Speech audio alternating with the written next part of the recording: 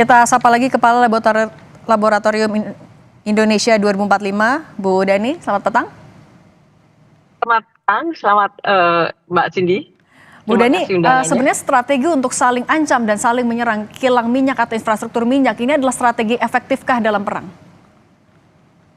Sebetulnya saya mungkin ingin mulai dari satu kenyataan yang sering mungkin luput dari pembacaan kita ya Mbak Cindy ya, bahwa apa yang sedang dilakukan Iran sekarang bukan sekedar aksi militer reaktif.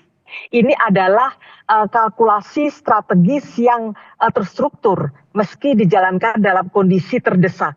Kita tahu bahwa sejak 28 Februari 2026 ketika AS dan Israel meluncurkan operasi Epic Fury itu, yang menewaskan Khamenei, menghancurkan infrastruktur militer dan nuklir Iran.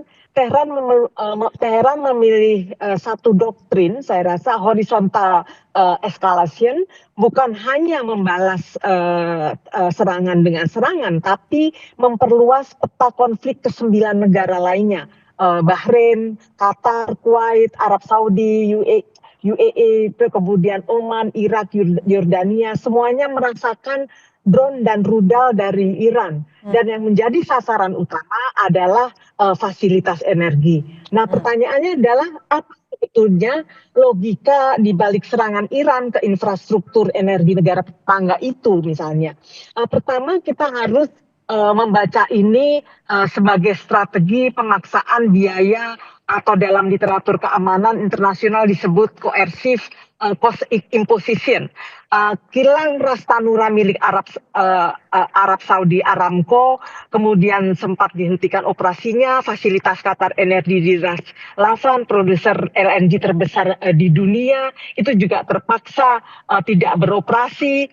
Dan ini hal-hal ini kita lihat semuanya itu kena dalam operasi yang dilancarkan oleh Iran. Nah, Selat Hormuz praktis tertutup sejak 11 Maret dan 20% pasukan minyak dunia terhenti.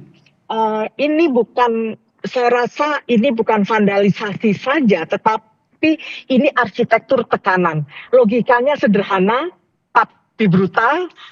Iran ingin membuat negara-negara Teluk merasakan cukup sakit sehingga mereka mau menekan AS untuk menghentikan serangan. Nah, Bu Dhani, tapi kalau untuk serangan ke infrastruktur energi ini, apakah sebenarnya efektif juga untuk meningkatkan daya tawar, dominasi mereka dalam posisinya di perang ini? Betul, karena dengan infrastruktur ini kan otomatis operasi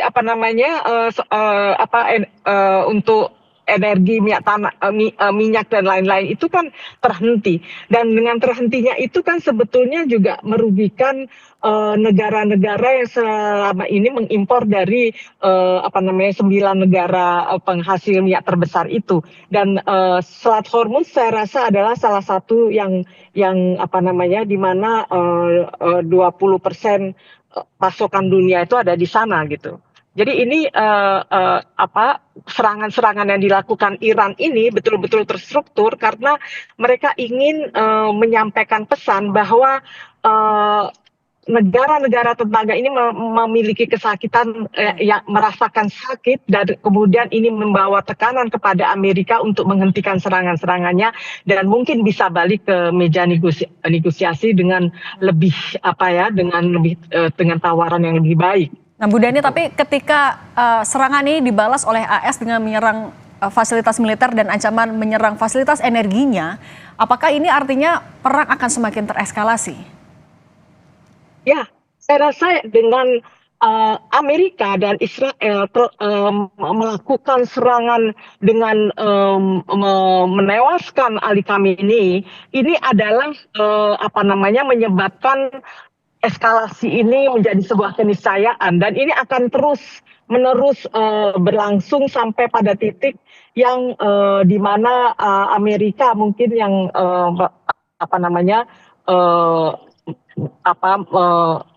bersedia untuk kembali ke meja perundingan, tetapi tentu dengan 3 syarat yang kemarin disampaikan oleh Iran gitu. Ada reparasi, berjanji tidak akan terulang kembali dan Oke, Bu Dhani, tapi ketika ini tidak bisa diprediksi kapan akan berakhir, siapa yang akan menahan diri duluan? Bagaimana dengan respons dan dampak bagi negara-negara yang terdampak? Apakah kemungkinan mereka juga akan terlibat pada akhirnya dalam perang ini?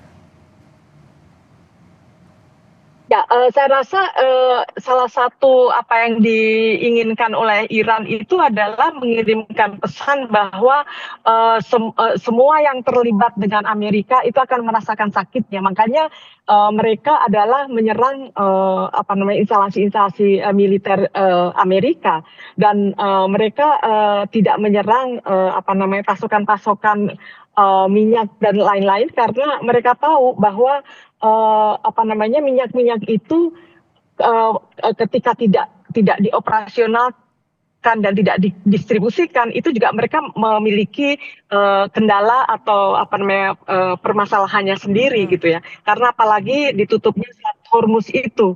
Jadi sebetulnya serangan-serangan yang dilakukan Iran, apakah itu balasan serangan, dia tidak hanya membalas serangan saja dengan serangan, tetapi juga secara terstruktur dia juga memberikan tekanan kepada 9 negara di 9 negara Teluk itu untuk menyampaikan pesan kepada Amerika.